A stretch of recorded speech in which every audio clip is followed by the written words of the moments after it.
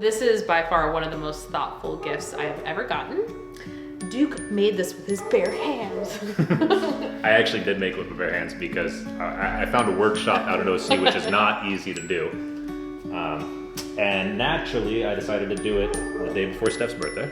Yep. And the table saw broke 2 cuts in. So I had a bunch of plywood and a handsaw. And if you've ever tried to cut through fucking plywood with a handsaw, or boards, excuse me, not necessarily the easiest thing ever. So it's a little rugged. There's actually some blood at the bottom of the box from where I cut my hand. But my intentions were good. So just a box with a little hinge on it. And then I engraved that in. So this is Bruce, the best dog ever to have walked to this planet. Where is it? Actually, no, not that one. Well, this is kind of it. Yeah. So Bruce was my dog that passed away last year. He was the love of my life. This is the reason why I'm obsessed with Weimaraners. Bruce is one of the reasons that I started the rescue. Because I wanted everyone to have a dog like Bruce in their life. Like someone, a best friend. And so Bruce was an inspiration for the rescue. I swear I'm not gonna cry every single fucking rescue video. We are training back today. It's gonna be a combination of my style of training and Duke's style of training, right? Yep. We were coming up with the workout in the car. And then maybe 2 or 3 bicep movements at the end. So I just got these in the mail. My friend Josh started this company probably like 3 years ago. Protect your beats. Beat kicks. They're little covers that go over your headphones. Because if you guys haven't noticed, if you train without covers on your headphones, if you're sweating a lot, they're gonna smell like ass. I ruined the first pair of beats that I ever bought myself. And this was when they first came out. They were like $300. She is gonna end up making us drive to California to pick up this dog. You watch. So he's in a foster home right now. Give it like 2 weeks and we'll be doing a vlog on a road trip. They said that he was good with other dogs, and my foster has him right now. And he's so reactive on leash and is excited. He's like a 1.5-year-old wine that was just neutered a week and a half ago. So he's pulling like a bastard on leash because it's gonna take a really strong handler to manage him walking down the street if he's losing his shit every time he sees a dog. So A, he might have to go into training. B, he may just need a really savvy handler who understands whines and is okay with the dog losing its shit and working through it. Or he comes home with us, because I love a good whine.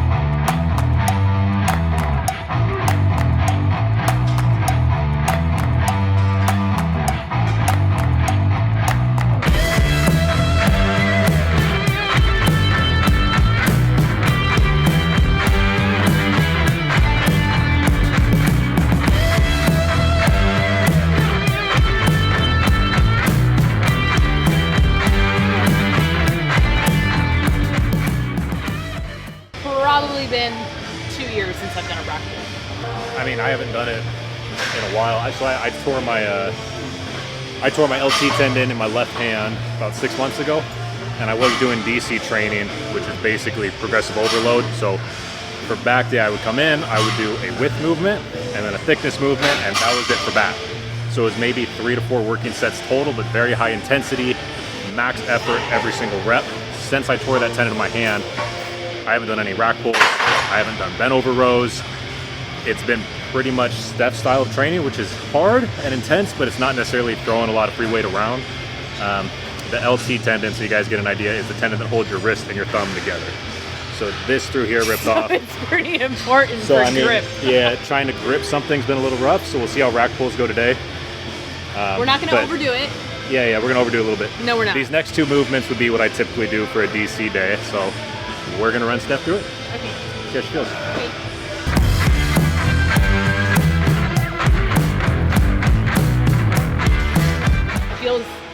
It feels like that range of motion is really short. It is short. Okay. So, I mean, it's supposed to be a short range of motion. Okay. For rack pulls, that's the difference between deadlifts, obviously. Typically, you're going right above your kneecap. That's where I like to set up. So the first few sets, really, it's only going to be 2 working sets. The first one's going to be 10 to 12. The second one's going to be 6 to 8. So I'll do 3, sometimes 4. Probably 4 today because I haven't done these in a while. I don't have my logbook to get an idea of where I'm at. If I do 5 reps and it's easy, I'm putting it down. I'm not overexerting myself. I want to save everything I have for those top 2 sets.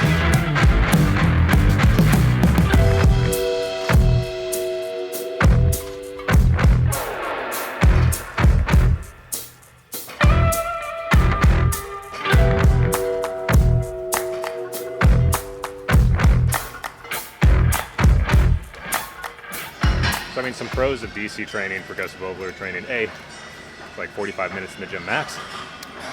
However, full disclaimer, this is not for everyone. I did a year with Dusty, training with Dusty, working into DC training, like a true DC split. You're gonna waste your time if you come in here and try and do DC training, try and do 4 working sets for a body part. If it's not absolute max intensity, balls to the wall, the way he explains it is if you're in the middle of a set, rep range is 12 to 15, and you get to 13, and somebody's holding a gun to your head and says, do 1 more, I'm shooting, you better be able to say, well, motherfucker, pull the trigger because I got nothing left. If you can't do that, you are wasting your time with this low volume training. Yeah. That's how Dusty explained it? Yeah. Dusty, you're a crazy motherfucker.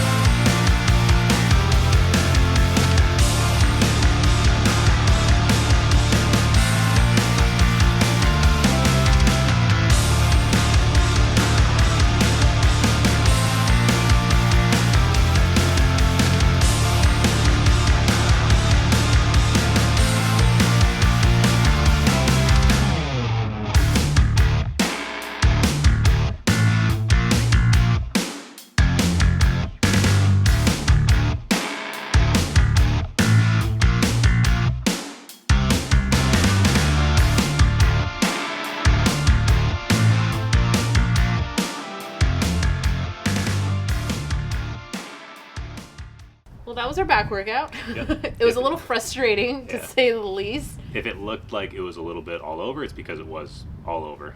We had good intentions. It just didn't quite work out. The idea was to kind of go back and forth with Steph picking a workout and then going over to something I would have done while my hand was still working. Well, I think it's happened to me. I think it was the last shoulder workout that we did where you're used to pushing a certain amount of weight, a certain amount, and then you have an injury or you haven't done it in a while, and then you get frustrated with yourself.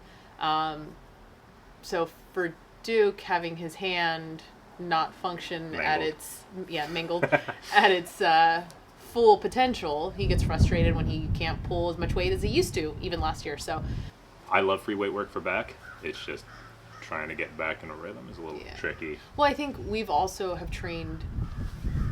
trained so different.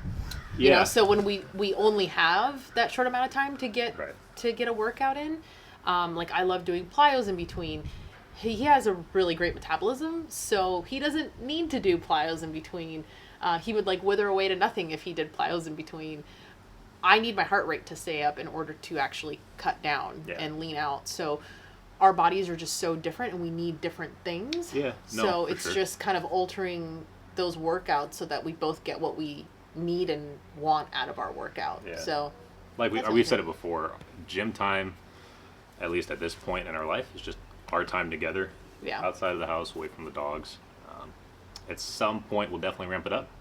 It's just different training styles, and guys and girls obviously are a lot different, not just hormonally, but in a lot of different aspects. I'm obviously not on Steph's level over here as far as competing goes. Okay. Yeah, but to give you an idea, my last prep before Steph gets into hers, I worked with Dusty Hanshaw. The most we did was 40 minutes of cardio a day. That's as high up as we got. And we'll throw in some pictures. I came in good shape with 40 minutes of cardio. Food never got below 2,000 calories, I don't think. And the workouts were DC all the way through. So I would go in, and for a typical back day, it would be a pull-up, and then I would go do a deadlift, and then maybe one other movement. So it was 3 movements for back. One of those would be a Widowmaker, so 1 set of 30. It's the same thing on a push day. We would go in and we would do plate loaded incline, 1 rest pause set of 12 to 15, so 12 to 15 total working reps on a press, and that was it for my pressing. Then we'd go to a fly, 1 set of 20, just hard contractions, taking it to failure, and then we'd go into 2 bicep movements. I think competing is really rough on women. Mm-hmm. There's a lot of hormonal things that you're working against. You're trying to kind of suppress your estrogen because estrogen is what keeps us nice and curvy. And so you're trying to bring the estrogen down. My hormones have been off for a really long time. I think competing just made the problem worse. I think I started birth control when I was 12. And it was because my cramps were so bad that was the Band-Aid that my doctor gave me. Being on birth control for 16, 17 years, my body basically just stopped producing progesterone.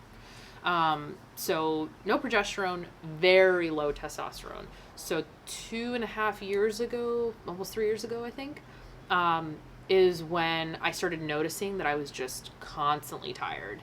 And it almost felt like I was depressed, but I knew I wasn't. I'm a pretty happy individual. Very happy. And I'm really optimistic. So when I started feeling like this, I'm like, this is so unlike me. I wanted to sleep all day. So I knew something was wrong. Did some blood work. Sure enough, my testosterone levels were at like a 7 and my thyroid was completely shot.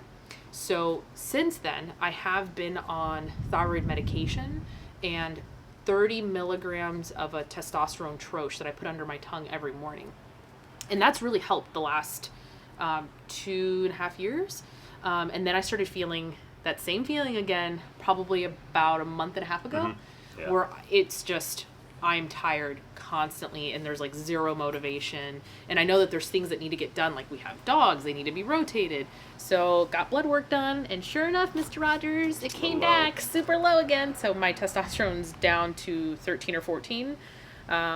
So I need to talk to my doctor about that. Get your blood work done regularly. Mm-hmm. Like really, even if you feel like you're healthy, it's just to have a starting point to see where you're at, especially if you're prepping. If you're competing, I would say every 4 months. Yeah. Every 4 months, absolutely. Like clockwork for sure, regardless of you're prepping, what you're on. Every 4 months, get it done. Yeah. And you can order it through LabCorp. LabCorp, they'll give you different panels. They'll give you a hormonal panel, a women's panel. Yeah, the women's panel and the men's essential or whatever it is. They have a few really, really good ones you can get for like $250. And it covers everything, A to Z. Yeah. Just to wrap that up. Yeah, I was going to say, back to competing, though. I was doing at least 3.5 hours of training per day. And I was about an hour and a half. And I was probably running anywhere from 8 to 12 miles per day. Never got over 3.2 miles at a 7 incline on the tread, and then I would go over and do 20 on the Stairmaster. I haven't tracked calories in probably 4 years, just because once you do it for a while, you have a good idea, and especially once you jump into a prep, it varies the amount of food intake you have. Especially working with Dusty, it's kind of the same food all year. It's a protein source, 2.5, 3 cups of rice, whatever's in the off season, and a half cup of veggies, and then it just is less of that during prep, which makes it really easy.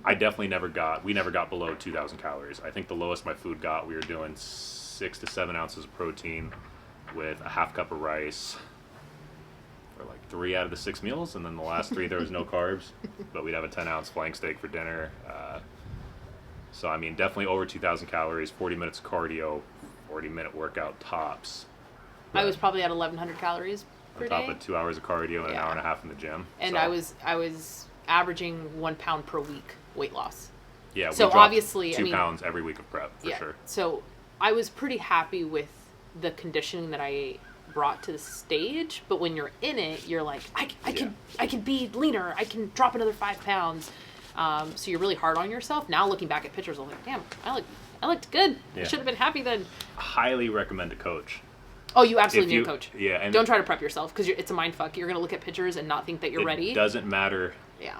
how on top of it you are, what kind of cert you have. The closer and closer you get, you're gonna think you are so fucked. Yeah. 4 or 5 weeks out, you're gonna be looking at yourself like, fuck, I'm dude. not ready. I'm not ready. Yeah, and 99% of the time, at least if you're doing what you're supposed to be doing, you got a good coach. Yeah. You're ahead of schedule, so finding a good coach definitely is essential. Especially as a woman, if you're going to hire a coach, make sure that this person has worked with a lot of women, because it's not the same, as you can tell. It's not the same between a man and a woman. Everyone's very, very different. So if you're going to hire a coach, make sure you're hiring someone that understands what the hell they're doing, and that they're also invested in your health, that they're asking for blood work. Mm-hmm. The stage is always going to be there. Competing is always going to be there. The gym's always going to be there. You have one body. Don't fuck it up completely for a show. Yeah, for a plastic trophy, guys. Yeah. Ta-da! That's pretty much it. We've rambled enough. That's what we did. If you want to see more of this, go to the rescue page, because now we're going to continue filming for the rescue. Yeah, we do have a brand new rescue. The Powerful Rescue. It's powerful with a paw. P-A-W. So we don't have a brand new rescue. We have a brand new channel. A brand new channel. Yes, the rescue's been around for quite a while. But yeah, check that out for sure. Other Sweet than boy. that... Catch us on the next one.